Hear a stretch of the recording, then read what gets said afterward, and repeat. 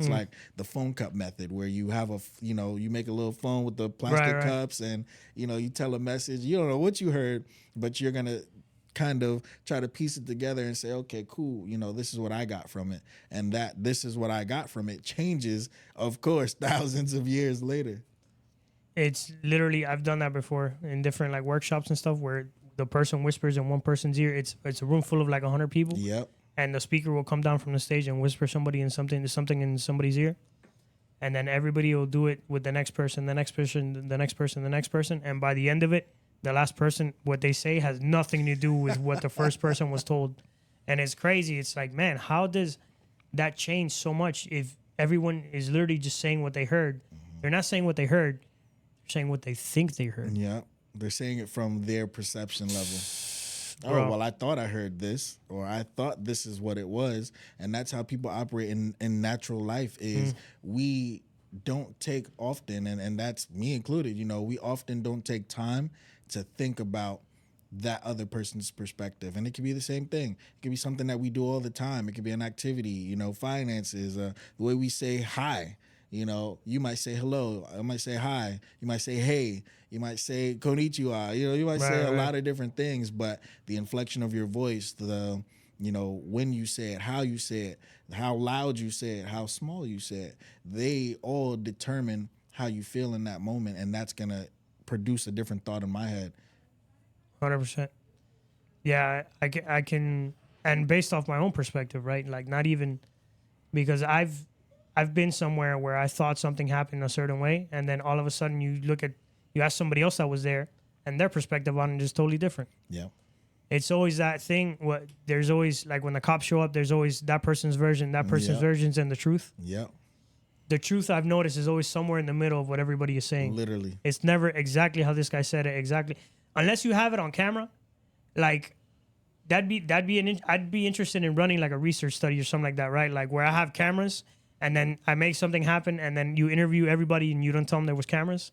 And then I guarantee you one person is going to be like way skewed this way. Yep. The other person is going to be way skewed that way. And then you check the cameras and like microphones and stuff and it's like has nothing to do with anybody else. It's like something, a little bit of what this guy said, a little bit of what that guy said, and it's somewhere like in the middle. And so there's actually a mental thing for that, and that comes in the form of illusions. And so the mind, when under a certain amount of pressure, creates real life illusions, and that's where technical hallucinations come from. That's how powerful our mind is. And so when we begin to hallucinate off of things like, I mean, I've never done it, but I read up on it, shrooms or, all that stuff, all that stuff. Basically, it turns into a conversation of what are we already thinking and what are we already processing. It's not the actual thing. The thing just enhances what we already have up here. So when we hallucinate or when we go through illusions or when you tell a child, after watching a scary movie and they start seeing things or whatever, it's because our mind is already in a state of mind. Right. And so that's the same thing with life. If we have a situation that's taxing or pressuring or they don't want to take the blame for something or, oh, wait, hold on. This is what I saw. Or this is what I saw. You sure you saw that? Or even those videos. I don't know if you've ever seen those videos where they were like, can you count how many times the ball was passed back and forth?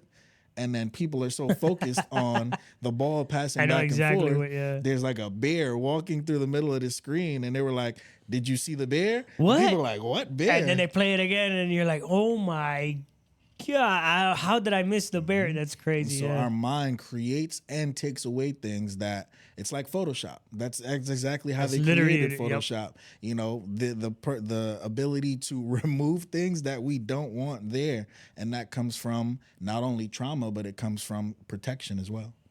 A simple example: you ever been sitting somewhere working on something, and then, hey, I was calling you. What do you mean you were calling me? I didn't hear you. And they were like, Nelson. I'm so focused on, it's crazy. Or when you're on the phone and you're trying to talk on the phone and then someone's trying to talk to you and you hear nothing of what they told you. They're speaking to you clear as day, but you're so focused on the phone call that you just don't hear it. Yeah. I've never been amazed. I've always been so amazed at how the mind works and how when you focus or when you think a certain way, it just makes this shift to where things don't even exist around you. They don't. It's that hyper focused mentality, especially it's strong in people that want to get things done. People that are executors, because people that drift off, it happens in them too. But again, then there's that middle ground of the average human being where a lot of people may not even know what they want. Right. And so they might hear a little bit of this, they might hear a little bit of that. They clock in to clock out. Clock in. That's the mentality nowadays. Everybody's just burning time. Burning time. You know what I've noticed? So we talked about how, I did time and all that on your podcast. I've noticed that everybody is in a prison of their own making. This is a crazy realization I had when I was in there. I'll never forget it. It's actually a part of my second book that I'm coming out with later this year. It was a journal entry, and I sat down and I wrote, I may be in a physical prison, but many people out there are in a financial prison.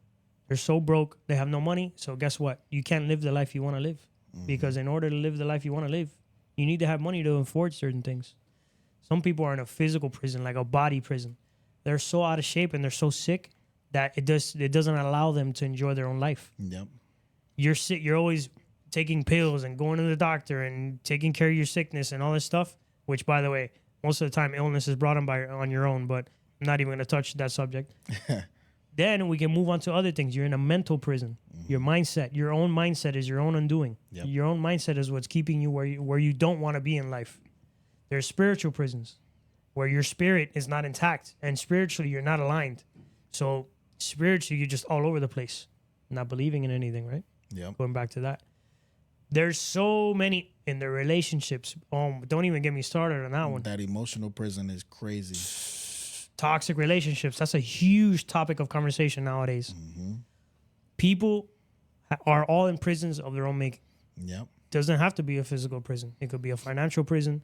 It could be a prison in your relationships, an emotional prison, a spiritual prison, a mental prison. We all create these prisons of our own making. Literally. And when I realized that, I was just like, man, wow.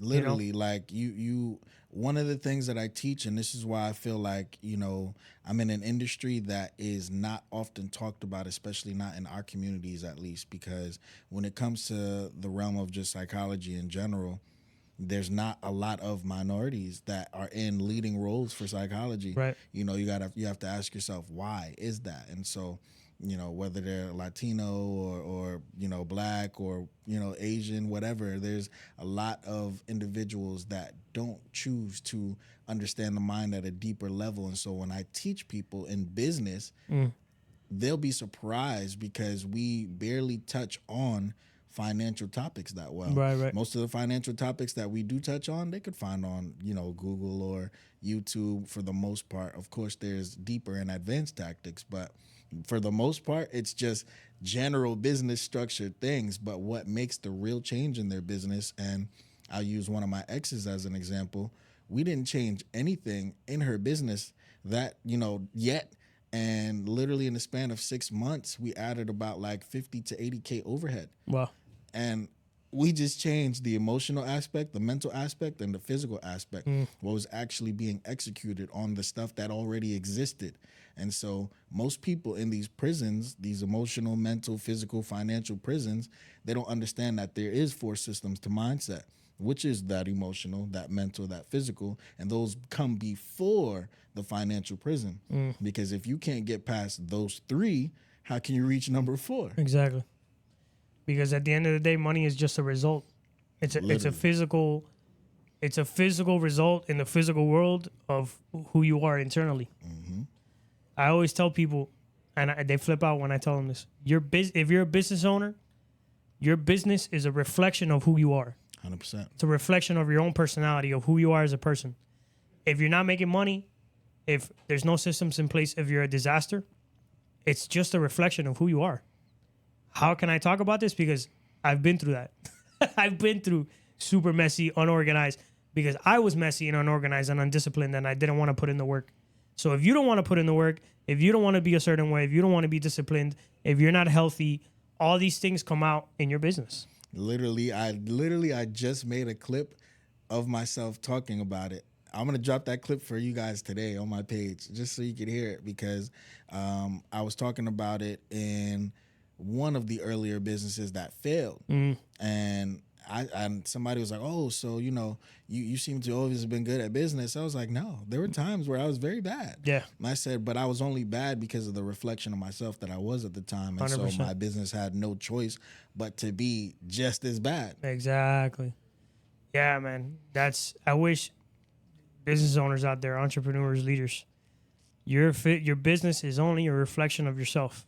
So if you want your business to improve, you have to improve.